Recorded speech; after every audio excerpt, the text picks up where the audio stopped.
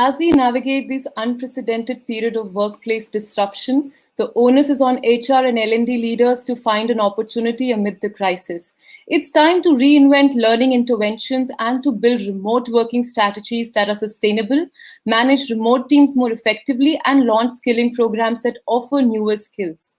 It's time to rethink L&D, augmenting training programs during uncertain times, and build capabilities to meet the increasing on-the-demand jobs. Good afternoon, everyone, and a warm welcome from People Matters and Upside LMS. Today, we are going to take a deep dive into the topic Rethinking L&D, building capabilities and augmenting training programs during uncertain times. We are looking forward to hearing from some really interesting insights from our speakers. Quick housekeeping before we get started. If you have any question during the presentation, please feel free to use the chat window. I will bring them up at the end during the 15 minutes reserved for Q&A. You will receive the recording of this webinar in a couple of days, so stay tuned to your inbox. This webcast is brought to you by Upside LMS in association with People Matters. Upside LMS is a leading LearnTech provider of an AI-powered learning management system and a comprehensive on-the-shelf content library called Plethora. It is backed by over 16 years of experience with 50+ awards and recognition and over 1 million happy users worldwide. Joining us today is Dan Bennett, the Group Learning and Development Manager at ISS Facility Services, a leading global provider of facility services with local operations in 77 countries. Dan is an L&D veteran who has worked in the education field for over a decade.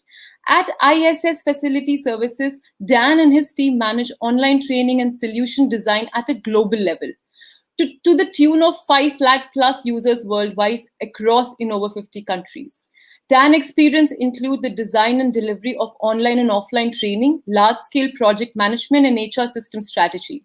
His efforts at ISS have been recognized through global company awards and national accolades, including Australian HRD Magazine and Australian HR Awards. Thank you, Dan, for your time and welcome to this session.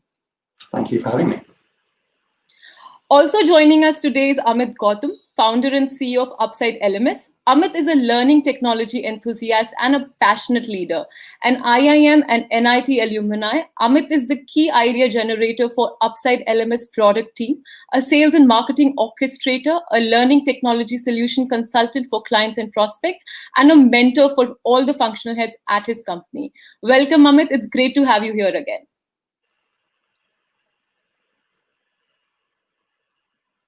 Amit, let's kickstart the webcast by exploring something that has been talked about again and again in today's volatile business climate, that is fostering agility in HR and L&D. Over to you. Thank you, Shruti. So I think I'll start with a little bit of a context of what is happening around us, and everybody is aware it's something we cannot miss at all. So while, when COVID started and we realized it is something we need to address a little bit more seriously and strongly, it was a kind of an environment of immediacy and panic. More than anything else, we didn't know what to do. So we panicked and, whatever we could decide, we decided. But with now, a few months after we realized this is not going to be a temporary situation, it is now kind of morphed into a situation of more anxiety and burnout, with everybody working remotely, pressure on the business, and unemployment rising. So it has now become more an environment where everybody is anxious what is going to happen next, and also a kind of there's a lot of burnout which is happening because we've been working non-stop. We're all under the pump, and that has been the new situation now. And what is also amplifying this anxiety is still not very clear and not knowing what is going to happen in the future. We are still not nobody can put a finger on anything for sure and say, okay, this is going to go over, or this is going to get over by end of March or end of next year. It is still a very, very gray situation. There are countries where things became better and then they again went back to the same spiral. So a lot of these situations are adding to the anxiety overall. And, the workforce and the companies are no longer, escaping from that fact. So it is affecting everybody in the same manner. And there's also a certain impact in the way we work together. So, we all have to work remotely. And it is just not the communication part or the collaboration part. It is also the overall process of making decisions in a company. So in a business, the way we used to make decisions, by collaborating, all of that has changed now. And this has seriously put a lot of demands on the HR and L&D. I think these two departments are the most active departments in the last few months because of the demands being put on them and without any notice. And that is where I think, today we are trying to figure out how to foster agility in HR and L&D functions. Now, I think the one big part is that as a business, as a company, as people who have been skilled in these functions, there is no comparable or even close to the scenario we can fall back on. We don't have any experience, we don't have any precedence of how to deal with the situation. The last pandemic happened way before when we were even born. So in our education, in our experiences in the world around us, there is no examples of how to deal with this situation, which means everything is from scratch. We have to hit trial, we have to error, and then we again have to try to find out the right solution. So the challenge for L&D and HR is dual right now. They have to maintain and also ensure that the workforce is working well, they are safe, they're healthy physically and mentally, but also in the same context also maintain business continuity. So while these two things at some point in time might become conflicting in nature, and there is a trade-off which happens.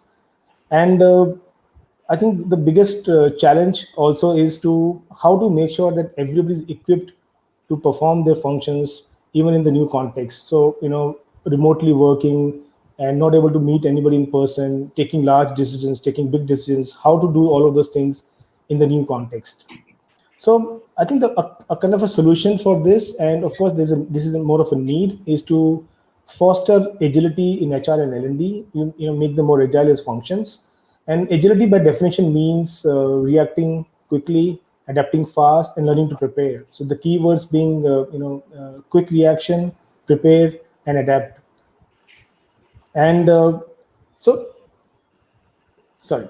So and I think one way to deal with this situation and also become more agile is to increase openness in the overall company, and also the way we reacted to feedback in pre-COVID days is to increase our reaction time or decrease our reaction time to the feedback we receive. We don't really have the luxury of time to go over all the feedback, understand what is happening, and then take our own time to plan things. So we need to be more quick in terms of how we react to this feedback. And all of this will also, one big factor in this will also be because of the anxiety and the burnout, which I mentioned a while back. There is also a kind of a risk of losing a key talent, not immediately, but there's a risk, there's a positive risk which it can happen. So while making sure that the current workforce is safe and they're healthy, they're able to perform functions, they have access to all the resources and tools, a very big part of being agile will be to plan succession for the key talent in the company. That is going to be important, and that has to become one of the primary agendas of the L&D and HR function alike. So I think in short, this will also prepare us for how to deal with similar crises in the future. I think those were some excellent points, Amit, on fostering agility within the teams. Dan, what are your views on agility in HR and L&D in today's world? I mean, Amit has touched on a lot of great points there, and one of the, I'll be 100% honest with everyone, is I'm not a huge fan of buzzwords in corporate jargon, and agility has been around for a few years now, and I think it needs to be rethought to an extent in the context of COVID, because as Amit said, some of the easy definitions are it's about being adaptable, but what we're seeing now are qualities around resilience and a willingness to move in directions that previously maybe people wouldn't have moved into, and being willing to explore and take new approaches is becoming more important than ever. If there's one thing that's coming across right now, it's that you simply can't act like everything is the same as it was a year ago. Things are changing, and we need to change with them.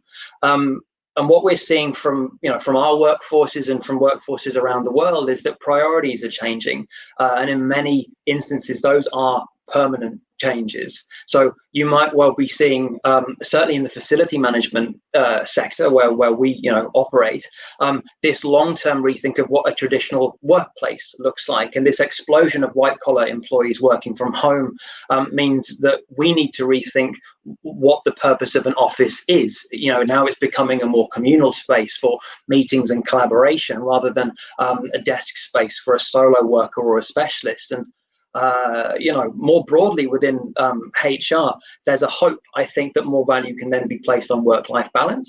But what that will also do is it's going to pull leadership and management, including in HR, in directions where oversight and accountability, communication, the quality of collaboration, and from an L&D perspective, how we then go on to support individual level personal development, it's going to be fundamentally different to what we've been seeing before.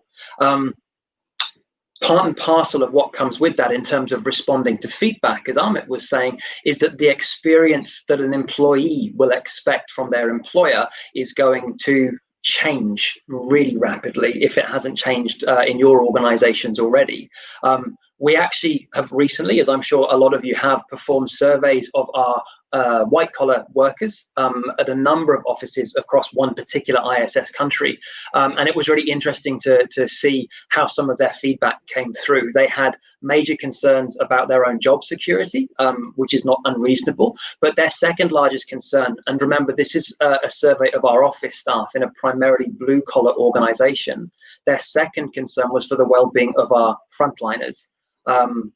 Particularly in areas where they may be working in COVID affected environments.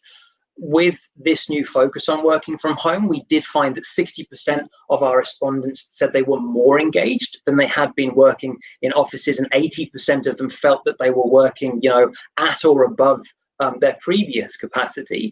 But the flip side of that is that we had 20% of them were experiencing difficulties.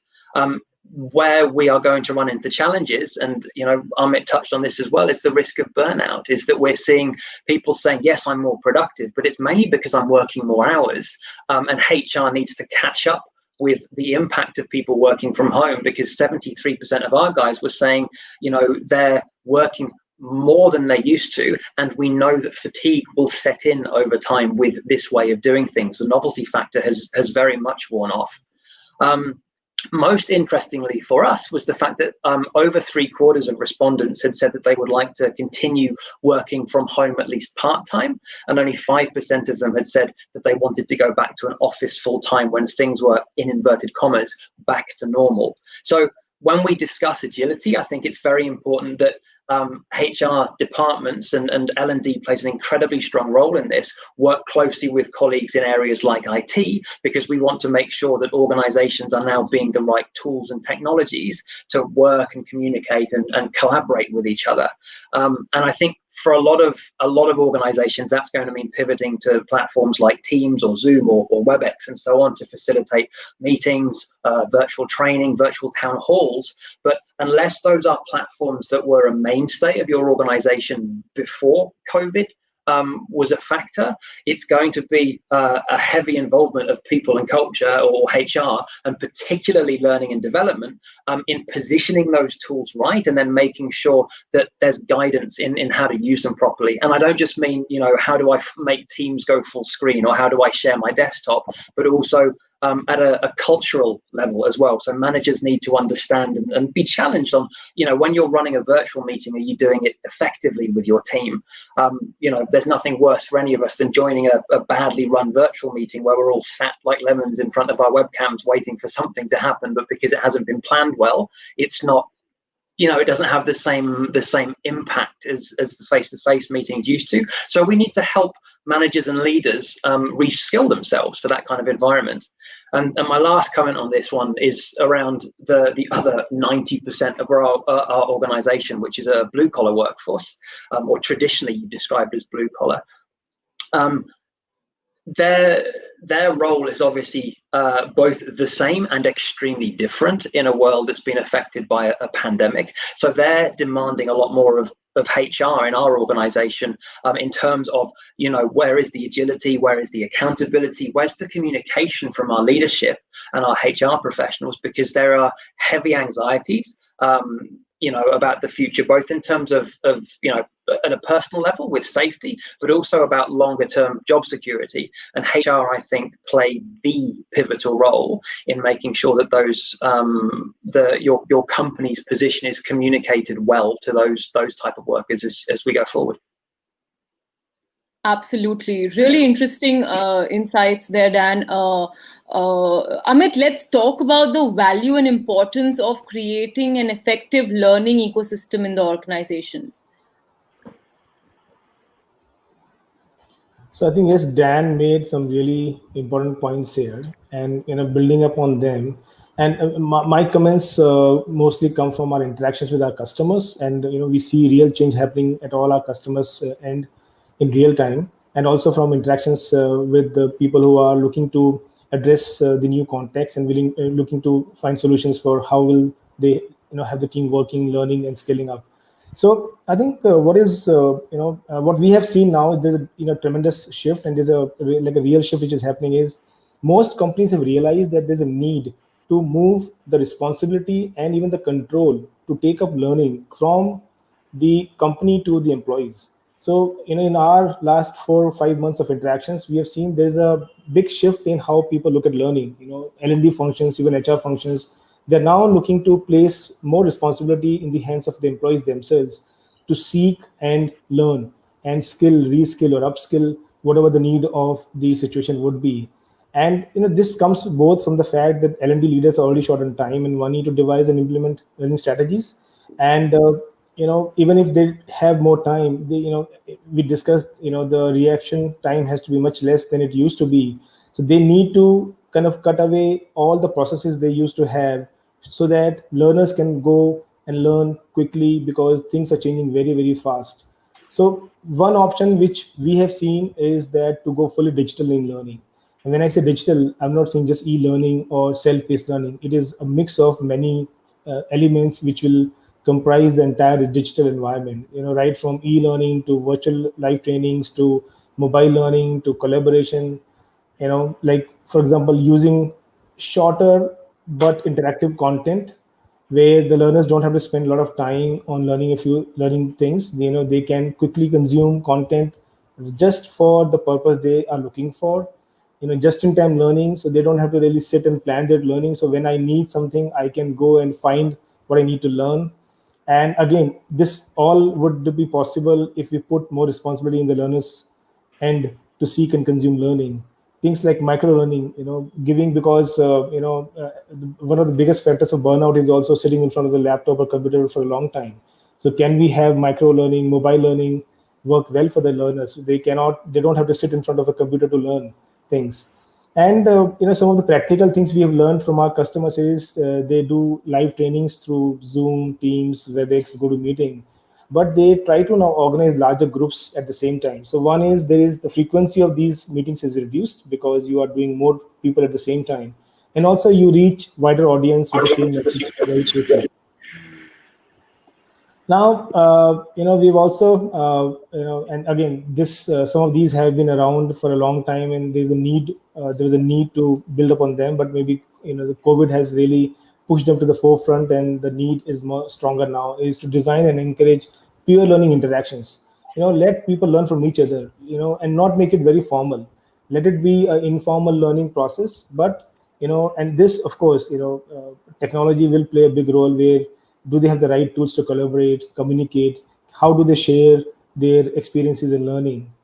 And while, yes, these are all some of the practical things we've seen, from my side, I definitely want to emphasize on one thing, is that there is a need, and this again comes from both an L&D perspective and also a business owner perspective, is there's a need to be very transparent with the employees. Everybody knows what is happening around us, and we just need to be very, very transparent. And it is not to scare anybody, and also at the same time, we don't have to sugarcoat any situation. Everybody is aware.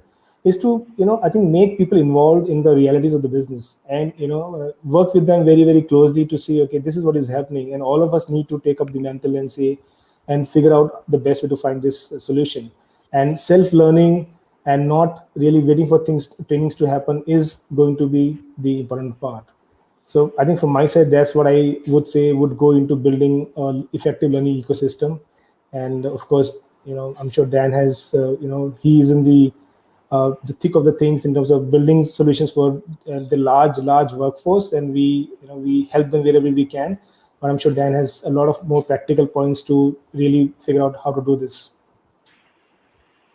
I wouldn't say we necessarily figured out how to do everything, Amit. If we had, I'd be paid a lot more than I am today. But it's been an experience for the last few months, certainly. Great. Thank you, Amit. I think those were very practical insights, going digital with learning, virtual live training, digital collaboration, at the same time being flexible with the device and obviously being transparent at each step. Wonderful. Dan, what are your thoughts on creating learning ecosystem?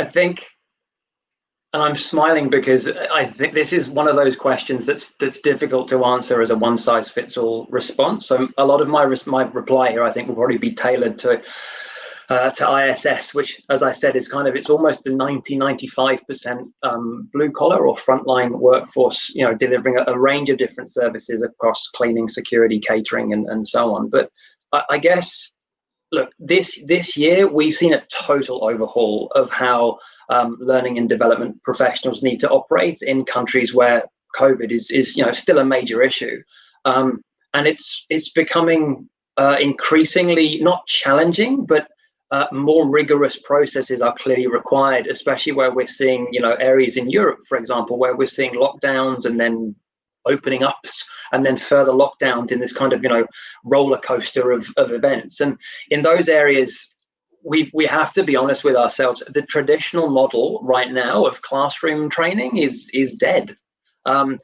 We can't get people in large groups. We can't fly them around if you're in a large country, or if you have multinational or international training for leadership development events and conferences and so on. So we need to pretty much go back to the drawing board and relook at our objectives as L&D professionals, and then what vehicles we have available to us in order to get that content or those learning experiences out to our people. And what makes it a little bit more fun, to be honest, is that the expectations of our people remain the same. They still want the same quality of learning, despite everything else that's going on. And in fact, the need for engagement and this rapid reskilling for remote workers, if you're a white collar traditional worker, and an increased focus on safety if you're a blue collar worker, it's become higher than ever for us. So there's an increased focus on L&D in some of those areas. On a different note, though, and this piggybacks off Amit's point, is I don't think we can understate that knee-jerk responses of, let's virtualize everything, let's just turn everything we have into an e-learning module. That's not a recipe for success either, right? That switches almost your entire focus to self-driven learning, which absolutely has its place, but unless, again, that's part of your organizational culture before you started, it's going to be hard to bring it in an environment like this. So what we're starting to see is that blended approaches where it may be that it's a collaboration exercise over Teams or Zoom, they still maintain person-to-person engagement, and that's remaining completely critical in the L&D space. So the role of a learning and development professional and a training facilitator has actually become ever more critical in building that sense of cohesion and forming a group of people who are all connecting from home offices and sites around a country or around the world into that learning group or cohort, and encouraging them to work together and to collaborate and to learn together, both in those virtual environments, but also making sure they know what pathways are available to them when they leave a Zoom call. So I guess for us, what we're seeing is that traditional, again in inverted commas, like self-directed e-learning, those sort of initiatives will help with an immediate pivot. So if you have a sudden rush to compliance, and let's be fair, most of us probably have at some level, in areas like, COVID knowledge or workplace safety and sort of, more general health and safety training right now. Learning and development is going to play a super critical role in creating, HR's learning ecosystem by being probably the key avenue, if not one of the key avenues, for improving both the capabilities of working in environments like this, but also the confidence that people have to do it as well. So we have capabilities and technical skill sets, and then we have that level of comfort, unconscious competence, where people just adopt this as part of their everyday work methods. And that's the change journey that we're starting to lead ourselves on, and I'm sure plenty of people watching this are probably going through the same journey. So fundamentally, what L&D do in creating what we want to call an effective learning ecosystem right now is it's a cultural change. It's about making sure that there is this culture of openness and transparency and being willing to change in response to what's going on, rather than burying heads in the sand and pretending it's not happening. That is probably going to be the most critical element in bringing the rest of the organization with you on that journey. Very well said, Dan. I think having a culture of openness does make employees have a stronger sense of engagement and loyalty towards the team and company. Okay, that takes us to our next question, Amit. How critical is it to design innovative approaches to skill building? Can you share some insights on that? So I think, one of the points which Dan mentioned is very, very pertinent here, which is, one single approach will not really work.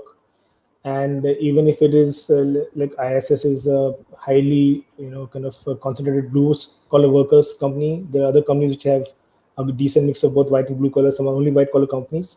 So I think a single approach will not really work. And again, picking from Dan's last point, and which is where it all finally, the proof is in the pudding, is what is the culture we are able to build in the future. And because it's a culture change, it's not just a change in the tools or how do we deliver or manage learning. It is actually a change in the culture.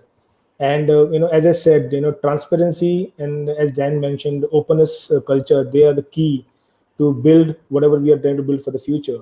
And when we are kind of working on this change in the culture, I would say that the approach of lifelong learning, which has to be built in every employee's workflow. So the learning has to become a part of the workflow of each employee. It cannot be a side function which they do for a number of hours in a year. It has to become a part of their workflow. It has to become an automated or a natural part of how they perform their work. So the lifelong learning, not just learning a few things, lifelong learning has to become a part of the employee's workflow. And there are two kind of skills which I can see becoming important. One, of course, is the core skills you need for performing your functions, which are your core function skills. But this new context is also going to bring in need to learn the new skills or the softer skills, like how to work remotely, how to have an open communication, how to trust each other. Trust, and this is not just a survey. This is what we have seen. Is how do we trust when we don't even see people for a long time on the virtual meetings? How do we trust what is happening in the meetings? And a culture of teamwork, empathy, like in this very practical example, when we have a team call or an all hands call, and there are like 70, 80 people on the meeting, and then a few cannot join because of the internet connection or anything else, there has to be enough empathy built in to understand and, kind of figure out, yes, this is possible. And from a skill perspective, I think the culture has to also foster a skill of critical thinking, where we slowly enable more and more people, empower more and more people to take decisions which are important and critical for the business, and also decentralize the process of decision making to a large extent. And this has to happen irrespective of the role and title of an employee. It is not that certain level will need more training or less training. It is not that. Every employee will need to have some of these skills, like collaboration, self-expression, even creativity, innovation, remote project management, how to be safe mentally and physically, self-confidence, and even things like how to operate in a fully digital environment. And like Dan mentioned, the key is to go blended. Use live trainings or self-directed trainings or something else. So that how to really operate in an environment which is fully digital. If your company is not used to virtual meetings before COVID happened, it is going to be hard to adapt to that situation. But yes, these are the skills we need to really build, because we can't deny their presence in our context anymore. And I think also in case of, like, in the context of L&D functions, when they're designing the overall learning activities, or defining how to take this further, they also have to be very, very careful of the increased fatigue which is happening in with people working remotely and virtually. So I would say a big part will be to assure people that yes, it is not an employee's own responsibility. It is a collective effort to reach to a new solution.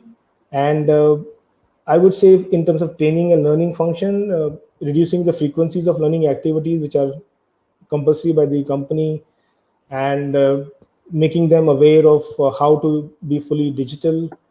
And as I said, use more devices, try to keep them away from the laptop at some point in time, so that the stress is less.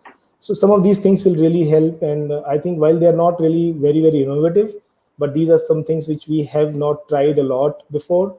And these might become the cornerstone or the centerpiece of how do we want to take this forward.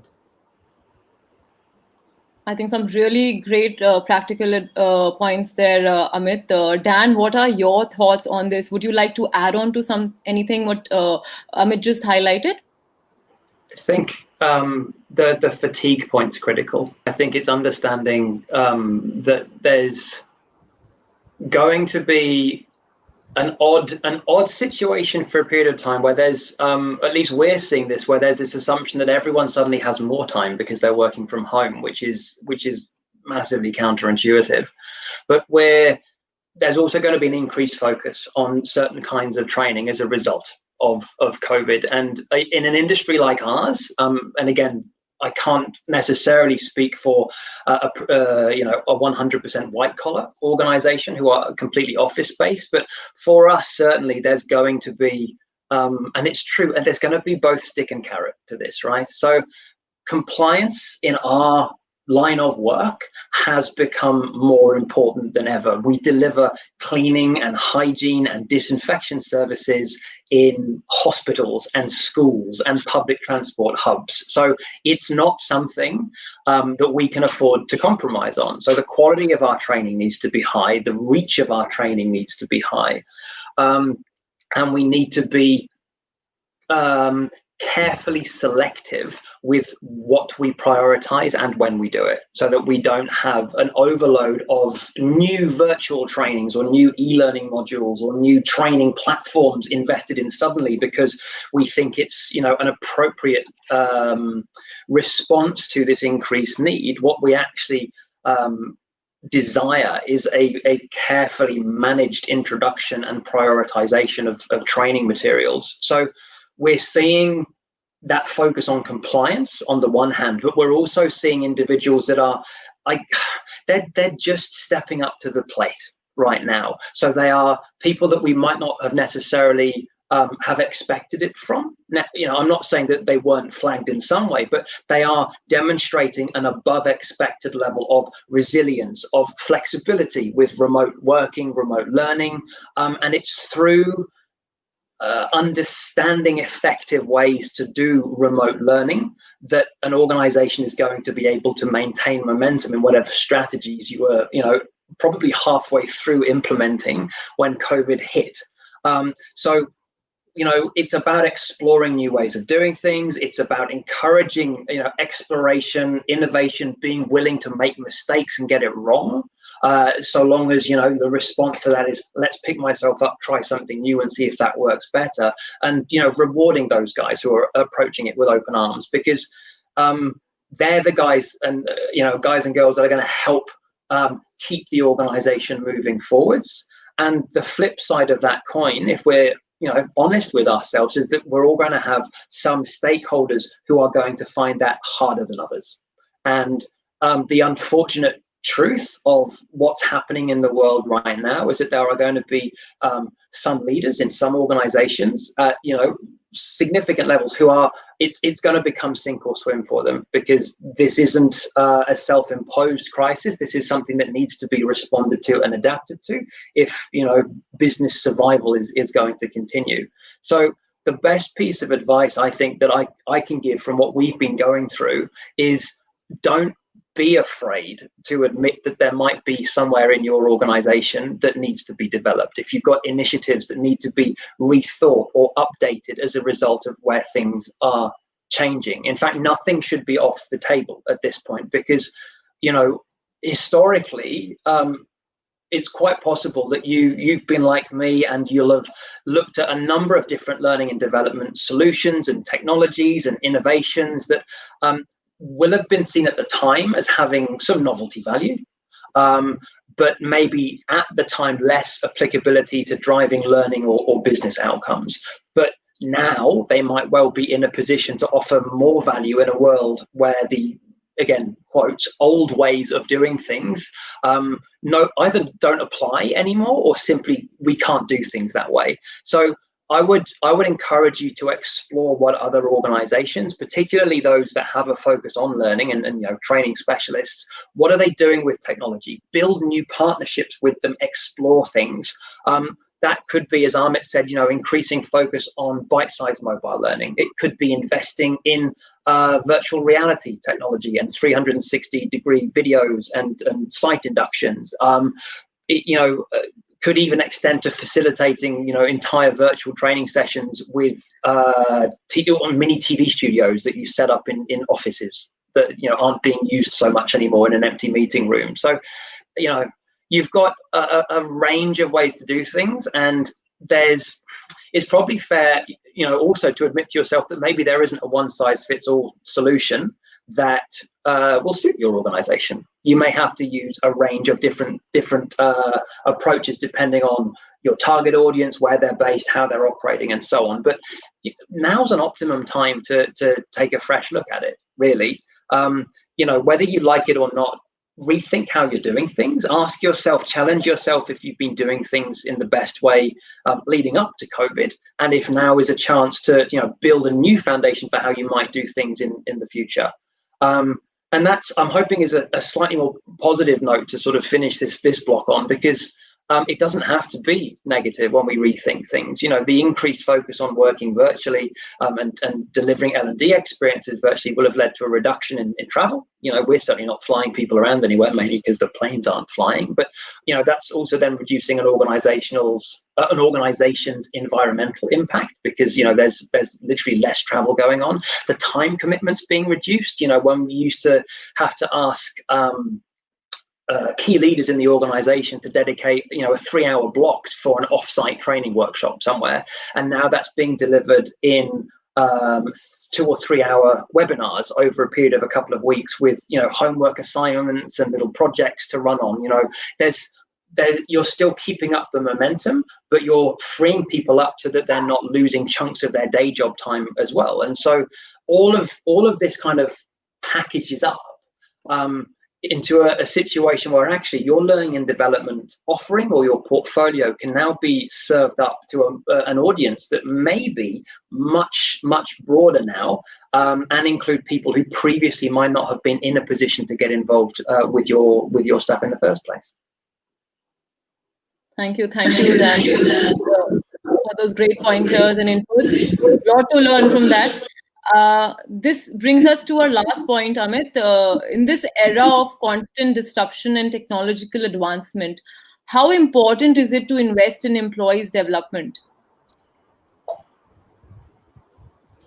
So I think it is a symbiotic relationship which is becoming more stronger now, and it is absolutely imperative that we build and invest in employees' development from the perspective of future and what is going to happen in the future.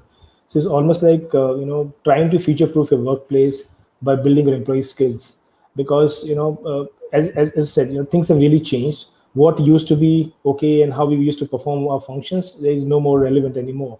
And as I mentioned before, there are new skills to be learned by everyone. And it is in our own interest as a company, as an organization, and also as individuals to invest in our development and make sure that we are ready for the future to come. I think one important factor here is, and especially for L&D and HR functions, is that there has to be constant assurance to employees and alleviating any of their concerns or anxiety about the uncertain future. Yes, nobody knows what is going to happen in the next 12 months. Will COVID stay? Will it go? Will the vaccines work out or not? Will it something else happen or not? But I think it is important that there is enough assurance to employees that the futures of them and the company are linked together. None of them is going to succeed without each other. And from that perspective, if we strengthen the employer-employee relationship, and as Dan mentioned, there is a need to be able to strengthen this from a virtual perspective. I think that would really be very, very helpful and required. So I'd say there has to be a more emphasis on how we can collaborate and communicate effectively and differently from what we used to, because that is what has really changed, and that is really a big change for all of us, and that affects our culture, the way we perform. It also affects the rate of our fatigue or burnout, but that has to be addressed. So investing in those areas and then enabling our employees development, that is an imperative part of how we work. Great insights again, Amit, especially the part on strengthening employer and employee relationship. Dan, would you like to add something onto this? I think there's not a tremendous amount that I'd add to what Amit has already said, but particularly from a learning and development perspective, there are just a couple of, I guess, they're not warnings, they're just learnings for us as we've gone through this. And the first one is, make sure you know what your employees need when choosing what direction you're going in with your investment, because right now there are a lot of leaders in organizations scrambling to meet needs that will range in priorities, and that they may be, for want of a better word, projecting a little bit. So finding out where your current workforce may be struggling, where they're achieving, at the level they were previously, but what new challenges have opened up as a result. It's going to be a question of again, as I said before, prioritizing and targeting your learning and development offering, but also, and this is something that we're really learning, particularly with some of the new platforms and tools that we're trying to use to collaborate and to work together and to communicate now that people are working more remotely, is don't make assumptions about what you think your people know. So when I say make sure you know what they need, it's a dialogue with them to find that out. It's not about making a judgment call from an ivory tower. It's actually communicating with them, identifying those challenges, because one of the things that L&D will need to do is help people find out what they don't know. So that would be, there are going to be myriad tools, options, platforms, whatever, that they don't know exist, but may make their new working situation easier than it used to be. And being in a position where you don't just teach employees the nuts and bolts of how to use, I don't know, let's go with Zoom as our example again. You don't just teach them the granular level stuff, but you also teach them the bigger picture around how those platforms can be used in a range of situations, from meetings to town halls to conferences to training sessions. That's going to help them respond to your questions around what do you want to learn with a much greater level of accuracy, because what you're first of all doing is going, here's the breadth of what we could explore together. And then you need to help us make those decisions, because for a lot of companies, this has not been the best year. So it's not about throwing, unlimited investment into learning opportunities. We need to target, we need to prioritize so that we don't overload people who are already fatigued by the situation, and help, again, bring them with us on that learning journey in a way that they feel as though they have ownership of the process as well. Thank you, Dan, for sharing those really insightful points. Before we take the audience question, Dan, any last word of advice for our viewers? Any one or two takeaways or actionable takeaways that you would want to leave our audience with? We're not stopping. L&D is not going to stop throughout COVID, and that's fundamental. Like, there are going to be some organizations and some people in organizations, and we probably all know some of them, who will see certain L&D initiatives as less relevant because of what's going on at the moment. And I'm not saying they are wrong, but the risk that comes with that is that L&D as a function becomes seen as less important. And actually, it's never been more critical, because any shift or pivot to a new way of doing things, and I mean both, when we're talking about the way that learning and development is practiced in your organization, but also the broader organizational level changes that we're going to see in moving to these new ways of work, is L&D is playing this critical role. It's a key interface between HR and the rest of the organization, because we're lucky enough to touch more people than most in terms of how we can get an organizational cultural message out there. So we help to drive new ways of working, new ways to engage, new ways to lead, and we are the guys who model best practice. So it's while there's going to be, like I said, stakeholders that you may need to feel like you drag along with you a little bit on the journey more than others, just don't be afraid to revisit things you've discarded before, or approach new ways of doing things, new ways of thinking that previously you'd have brushed aside and said this won't work for us. Well, it might now. Things are so different. This is the opportunity to explore, to take risks. And because of the state we're in, this isn't going anywhere. It's going to be like this for the foreseeable future in a lot of countries. So treat it as an opportunity, and grab it with both hands. Very well summarized. Amit, would you like to add some points, add some actionable takeaways on the points that Dan just highlighted? So yeah, I think Dan summarized it very, very well. So I think from my side, yes, there's a big change. The whole paradigm has shifted, and as Dan said, whenever there's a new way of doing things, L&D now, and in today's context, L&D is super important, and they have a huge responsibility to. One is there has to be a shift from training to learning, which goes on into our earlier points where we were saying that the learners have to have more responsibility for learning now. And technology will now become the centerpiece, because if you see, there is a convergence happening between communication, collaboration, and learning. And the L&D has to then start preparing for this convergence. So from my side, I would say it's a time which is, kind of almost, it is actually a good thing for L&D, because there are a lot of things which you are doing now have been around for about many years, and we just were finding ways to implement those solutions. So I think this may be a very good, of course, it's not a good time per se, but this may be a good opportunity for the L&D to experiment, to implement the right solutions for all the employees. Absolutely.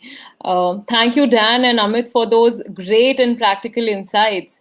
I'm sure our audience had a lot to learn, and I can see a lot of engagement happening in the chat section. We're getting a lot of questions. So quickly, let me open the questions for our attendees. The first question that we'll pick is from Jaya Raman. She asks, how to plan behavioral training online? Any thoughts? Amit, you want to take up, or Dan, you want to go first? Yeah. So I think there are two parts to that. One is the short term, and one is the long term approach. As I think Dan mentioned that in the short term there is an immediacy to change everything to live training, which is there. So I think for some of the behavioral trainings, let's say in the earlier times we used to have a classroom training where there will be an expert who will come and share their experiences with the employees. I think just in the short term, moving a part of that to virtual, and not e-learning or self-learning, but virtual. So the same expert, they can deliver that experience through a Zoom or a Teams or a GoToMeeting kind of environment. That would be definitely very helpful. And of course, Dan can add because they may have already done a lot of these trainings for their employees. So Dan can add from there his experience, what they have used in this context. Yeah, the short answer to that question, when we're talking about online trainings, is it's not easy. Behavioral change is not affected most effectively when you've got someone sat at home in front of a computer. It's that simple. So one of the biggest challenges that we have to overcome is how we think about giving people scenarios and environments and situations where we might be able to provide them with a concept, or here's how we want to take your behavior from A to B.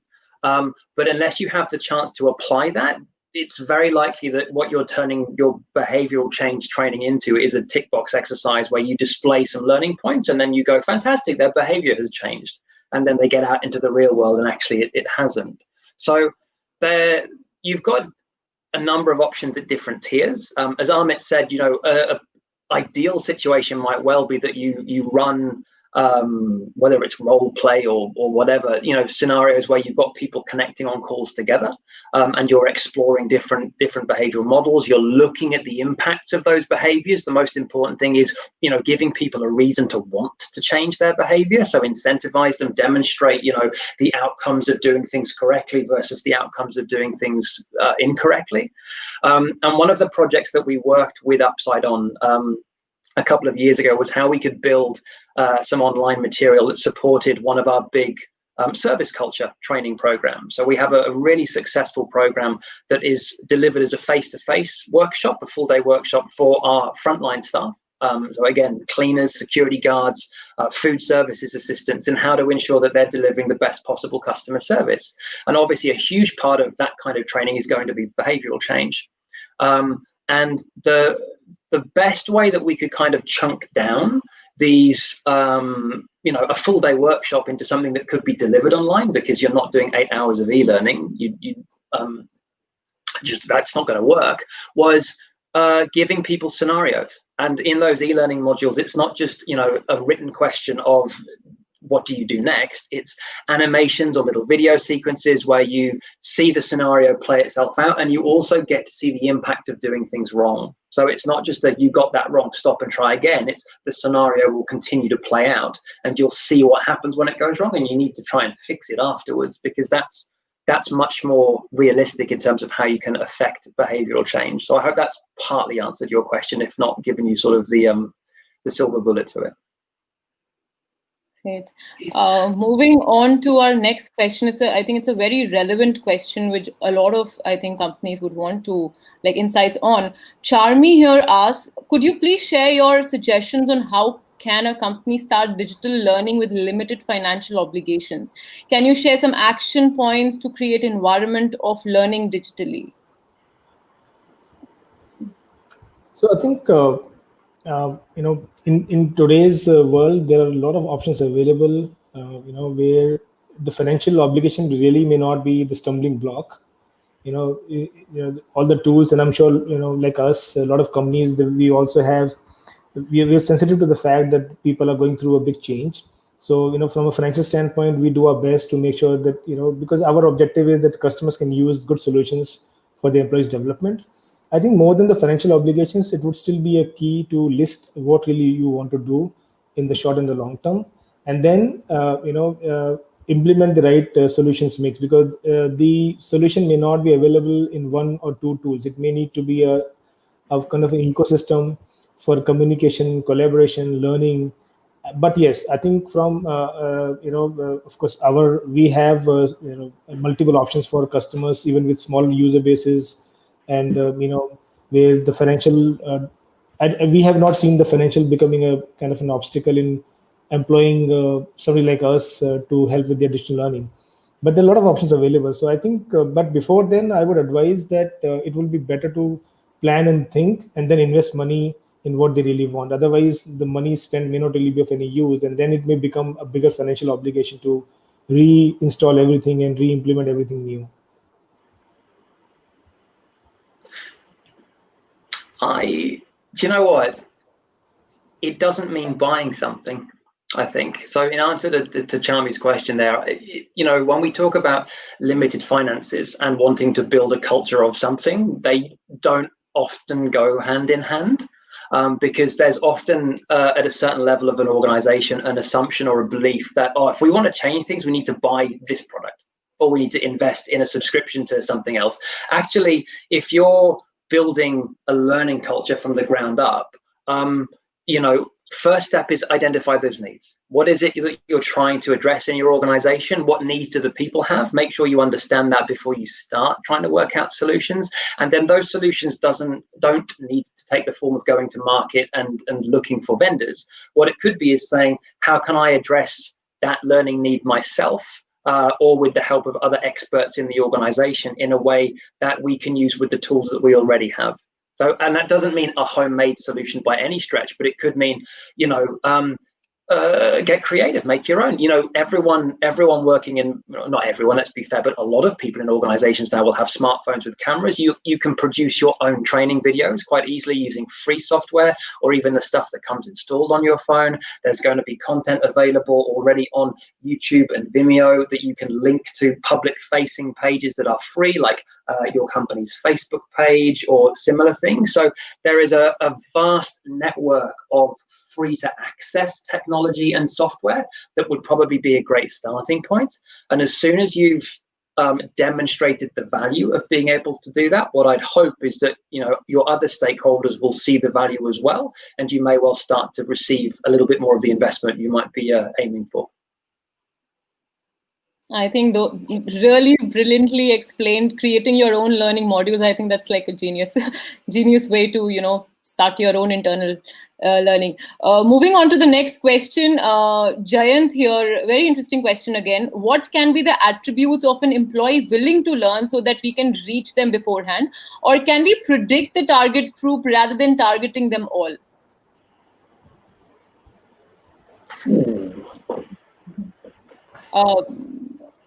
Amit, you want to go? Or yeah, go ahead. No, I'll try, because it's a multi-part question, and I think there's a context behind the question which we may not be aware of right now. So, but I think it all starts from how what do you really want to achieve out of the objectives here, and why are you looking to group learners into, why do you need to find attributes or parameters for the learners? So I think it'll start from what is your learning strategy, and if this question is linked to one particular program where you identify who are the best fit for that program, maybe yes, but otherwise I think it will start from your learning strategy as a whole. It is. It's a bigger question, and it's going to be, it's informed not in a small way by your talent pipeline and your that question. I would hope, Jayant, would have been answered before it's come to your door as a learning and development professional. It's about, who are you finding to come and work in the organization? Are you finding the right people who have a willingness to learn, who have demonstrated at the point of application or interview that they have a desire to increase their skill set in such and such an area? So there are some fairly basic level things that can be done at the early stages, so that you make sure you don't bring in people who make it very clear that they don't want to learn in your organization. But also, as you go forward, if you've got platforms in your organization that are I don't know quite what the best term is, but that kind of catalog based approach, where you've got a library of material that people are invited to come and access, you'll pick up very quickly on which employees are going there in their own time and are accessing content that isn't mandatory for them, but they want to broaden their skill set. And that's one way to categorize a certain group of workers, would be who's gone and sort out training opportunities that aren't just part of their day job or their existing position requirements. Okay, great. One last question. I think we're running out of time. I'll quickly take Neha's questions here. How do we measure impact of e-learning program? Is it even possible? For an 8-hour workshop, we never measured impact, and there is always a constant pushback. Measuring impact. Amit, you want to take this first? So I think it's one of the most I think difficult areas in the learning domain, and not because. So I think it is. I would say it's, from our experiences that we have spoken with a number of customers, is it's not important to measure impact within the same day of training, because all training activities, they impact last longer than just a day. Some of the activities may have an impact 3 months down the line, and it's a gradual change. If it's a behavioral training, the change may happen the next 6 months, the impact may appear in the next 6 months. So I think in my experience so far, the idea will be to look at impact points outside the training. Look at the job they are doing, and also the impact measurement starts well before your training activities. You have to start measuring certain parameters, even let's say a couple of years before you start doing some training activities, so that you have a benchmark of some factors, and they are still not very accurate and very defining, but the impact has to start way before the training happens. So you start creating some parameters you want to really measure impact. For example, employee revenue per employee, or for a certain profile, you want to measure the time spent in an activity, and then you do some training. Then after 3 months, you again measure that time spent in the activity. And this also, the underlying factor is that in those 3 to 4 months, things may have really changed. Like COVID happened within a day. So how do you even measure that with the same benchmark, which are now no more relevant? So it's a little difficult thing to measure. But yes, some measurements can be done, but they have to precede before the training, much before the training. That's my take on that. No, I'd agree. I think that's a really fair point. It's anytime. Look, if you can write a successful theory on how to measure the impact of L&D activities, you are going to become an incredibly successful person. Because one of the challenges that I think a lot of L&D professionals face in their organization is, well, what was the impact of that program? How do we know that it's working? How can we measure the specifics of this one element of an employee's development, when obviously their entire work life is going to be, impacting their performance, their engagement, and so on. So it's always going to be hard to quantify. I think what Amit focused on there was know why you're doing the training in the first place. What are you trying to improve? Is it just there because it has to be and there's a compliance exercise, or are you trying to drive one of your business metrics to move from A to B? And accept at the other side that, yes, okay, great, our metric improved. It moved past B, in fact.